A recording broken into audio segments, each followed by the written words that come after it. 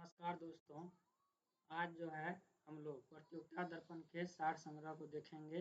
पिछले क्लास में हम लोग 50 नंबर तक के प्रश्नों को देख चुके थे। आज जो है 51 नंबर के प्रश्नों से देखना शुरू करेंगे। 51 नंबर का प्रश्न जो है आपका भारतीय अर्थव्यवस्था से संबंधित है। चलिए देखते हैं भारतीय अर्थव्यवस्था के 10 प्रश्न। पहला है 51 नंबर में जीएनपी बराबर क्या होता है। तो जीएनपी बराबर क्या होता है? GDP plus X minus M. M शब्द से क्या तात्पर्य है? तो विदेशियों द्वारा देश में अर्जित आय। एम से क्या तात्पर्य है?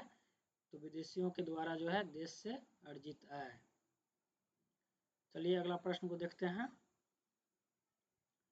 नेक्स्ट है आपका 1985 से 90 ईस्वी के बीच कौन सी पंचवर्षीय योजना लागू की गई थी। तो 1985 से 90 के बीच 7वीं पंचवर्षीय योजना लागू की गई थी।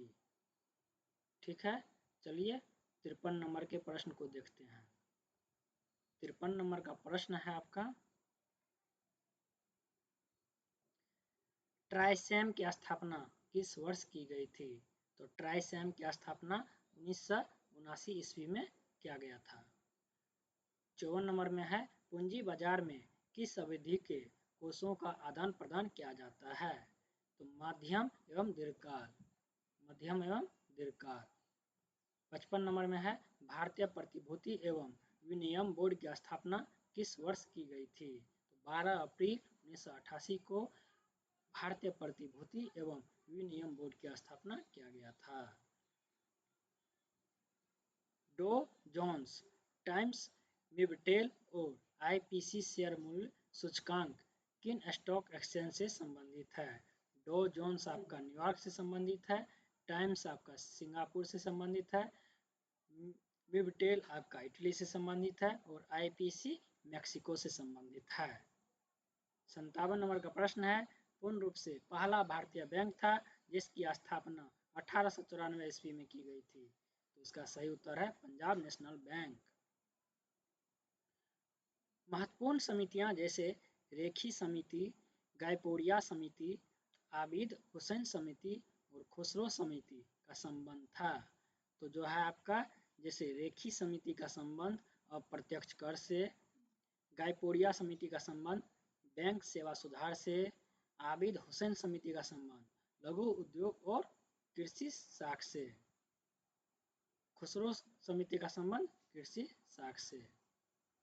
चलिए अगला प्रश्न को देखते हैं। किसी मुद्रा की विनिमय दर को स्वतंत्र छोड़ देना कहलाता है। क्या कहलाता है? किसी मुद्रा को विनिमय दर को स्वतंत्र छोड़ देना फ्लोटिंग ऑफ करेंसी कहलाता है। 60 नंबर में है किस सूचकांक का प्रयोग शेयर बाजार की तेजी या मंदी के रुख का पता लगाने के लिए किया जाता है। AD index. अब जो हम लोग सामान्य विज्ञान एवं तकनीकी के 10 महत्वपूर्ण प्रश्न को देखेंगे। पहला है प्रोटॉन, न्यूट्रॉन और इलेक्ट्रॉन के खोजकर्ता कौन है। प्रोटॉन के खोजकर्ता गोल्डस्टीन है, न्यूट्रॉन के खोजकर्ता चैडविक और इलेक्ट्रॉन के खोजकर्ता जे थॉमसन। रेडियो सक्रियता की माप की जाती है। रेडियो सक्रियता किससे मापा जाता है। तो जीएम फॉन्टर से।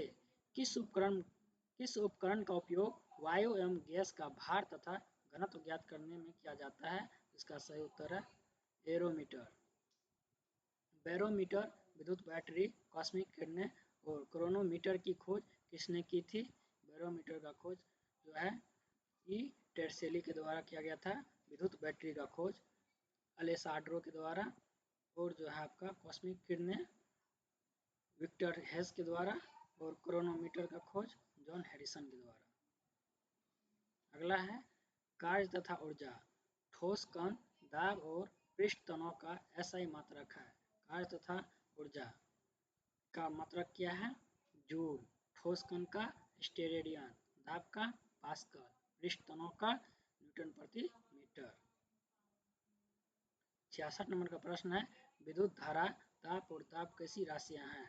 विद्युत धारा और जो है आपका ताप और दाब जो है अदिश राशि है। वे सभी मात्रक जो मूल मात्रकों की सहायता से व्यक्त किए जाते हैं क्या कहलाते हैं। तो उत्पन्न मात्रक कहलाते हैं। दूरी मापने की सबसे बड़ी इकाई पार्सेक है।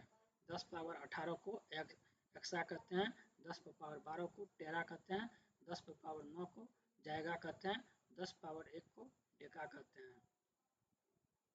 ठीक है, चलिए अगला प्रश्न को देखते हैं। यांत्रिक ऊर्जा को विद्युत ऊर्जा में बदलने के लिए किस उपकरण का प्रयोग किया जाता है? तो डायनेमो का प्रयोग किया जाता है यांत्रिक ऊर्जा से विद्युत ऊर्जा में बदलने। यांत्रिक ऊर्जा को विद्युत ऊर्जा में परिवर्तित करने के लिए डायनेमो का प्रयोग किया जाता है। आगे आपका है बाल विकास एवं शिक्षा शास्त्र। मूल्यांकन का मुख्य उद्देश्य क्या है? तो मूल्यांकन का मुख्य उद्देश्य अधिगम की प्रगति को मापना है। बालक में पूर्वाग्रह को कैसे दूर किया जा सकता है? तो बालक में पूर्वाग्रह को समावेशी शिक्षा के माध्यम से दूर किया जा सकता है। मनोवैज्ञानिक दृष्टिकोण से शिक्षा क्या है? मनोवैज्ञानिक दृष्टिकोण से शिक्षा जो है व्यक्ति का संपूर्ण विकास है। कौन सा परीक्षण बालक के मानसिक स्तर को मापता है? तो बुद्धि लब्धि परीक्षण बालक के मानसिक स्तर को मापता है। अगला देखते हैं, नेक्स्ट है आपका सीखने के लिए सकारात्मक वातावरण का क्या महत्व है? सीखने के लिए जो है सकारात्मक वातावरण का जो महत्व है, बच्चे की रुचि और सहभागिता बढ़ाना। प्रेरणा के सिद्धांत के जनक कौन है? अब्राहम मास्लो है। बच्चे की प्रथम पाठशाला कौन होती है? परिवार होता है। व्यवहारवाद का जनक किसे माना जाता है? वाटसन को व्यवहारवाद का जनक माना जाता है। विकासात्मक शिक्षा शास्त्र का संबंध किससे है? बालक के संपूर्ण विकास से। नई शिक्षा नीति 2020 में समावेशी शिक्षा का मुख्य उद्देश्य क्या है? तो सभी बच्चों को समान अवसर। आगे आपका संप्रेषण और संचार से संबंधित है। चलिए नेक्स्ट देखते हैं, कंप्यूटर ज्ञान से संबंधित है। कंप्यूटर का प्रश्न देखते हैं। संबंधित किस भाषा में नेमोनिक कोड का प्रयोग किया गया है? तो नेमोनिक कोड का प्रयोग असेंबली भाषा में किया गया है। कंप्यूटर के लिए प्रोग्रामों को स्टोर करने का कार्य कौन करता है? तो हार्ड डिस्क करता है। कंप्यूटर की लेखन प्रणाली के लिए उपयोग में लाया जाने वाला उपकरण क्या कहलाता है? कीबोर्ड कहलाता है। असेंबली भाषा को यंत्र भाषा में परिवर्तित किसके द्वारा किया जाता है? असेंबलर के द्वारा किया जाता है। अनुपम किस अनुसंधान केंद्र द्वारा विकसित सुपर कंप्यूटर है? तो भाभा परमाणु अनुसंधान केंद्र के द्वारा विकसित सुपर कंप्यूटर अनुपम है। एनालॉग एवं डिजिटल कंप्यूटर के संयुक्त रूप को क्या कहा जाता है? तो हाइब्रिड कंप्यूटर कहा जाता है। विश्व के प्रथम इलेक्ट्रॉनिक डिजिटल कंप्यूटर का नाम क्या है? ENIAC है। जब किसी नेटवर्क का इंटरनेट धारक अन्य नेटवर्क के साथ जुड़ता है तो उसे कहा जाता है गेटवे। अगला प्रश्न देखते हैं।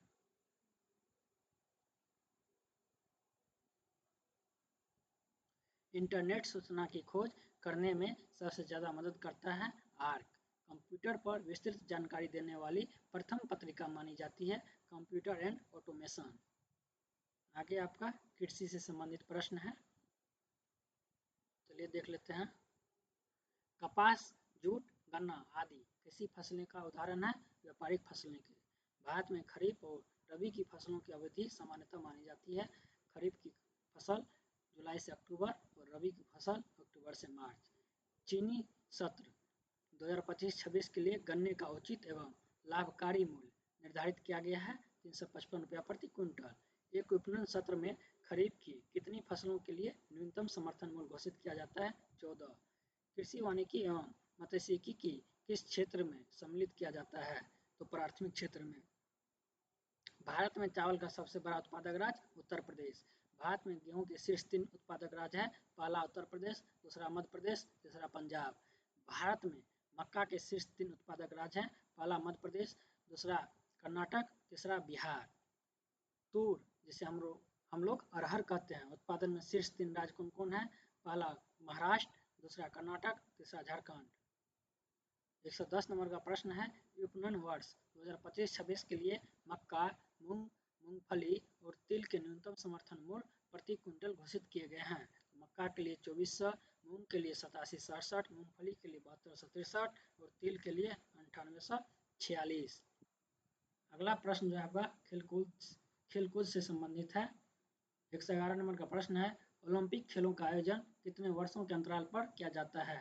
तो 4 वर्ष के अंतराल पर ओलंपिक खेल का आयोजन किया जाता है। भारतीय ओलंपिक परिषद की स्थापना 1924 ईस्वी में की गई थी। इसके प्रथम अध्यक्ष कौन थे? तो 1924 ईस्वी में जो भारतीय ओलंपिक परिषद की स्थापना की गई थी, इसके प्रथम अध्यक्ष सर जे टाटा थे। गोल्डन शार्क के रूप में विख्यात माइकल फेल्प्स तैराक एथलीट किस देश से संबंधित है? यूएसए से संबंधित है। महिलाओं की ओलंपिक खेलों में भागीदारी किस वर्ष से हुई है? 1900 ईस्वी से। द्वितीय ओलंपिक खेल।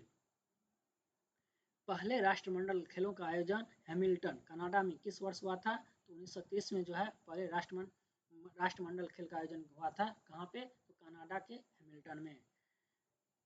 आईसीसी के तहत आयोजित प्रथम 3 वनडे क्रिकेट विश्व कप का आयोजन किस देश में किया गया था? तो इंग्लैंड में किया गया था। हॉकी के खेल में प्रयोग की जाने वाली गेंद का वजन कितना होता है? तो हॉकी की गेंद का वजन जो 155 से 163 ग्राम होता है।